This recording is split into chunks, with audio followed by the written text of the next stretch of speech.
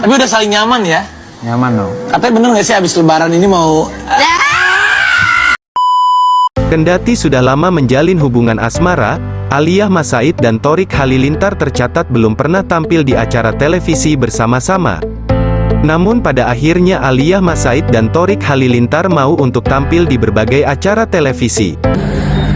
Halo semua, aku Thorik. Aku Aliyah. Jangan lupa nonton Sanguran sekarang di Net TV. Sekarang.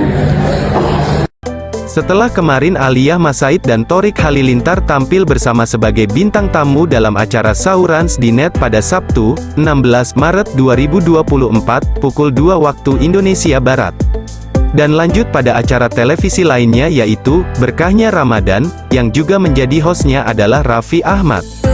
Berdasarkan keterangan yang diperoleh, rekor keduanya tak pernah tampil bersama di acara televisi adalah 7 bulan lamanya.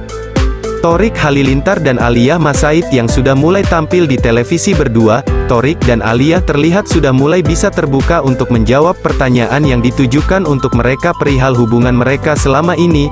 Thorik dan Aliyah mengaku sudah saling nyaman dan satu frekuensi. Tidak hanya itu, Thorik juga menjawab kabar soal akan melamar dan menikahi Aliyah setelah lebaran. Tapi udah saling nyaman ya? Nyaman dong. Katanya bener gak sih abis lebaran ini mau...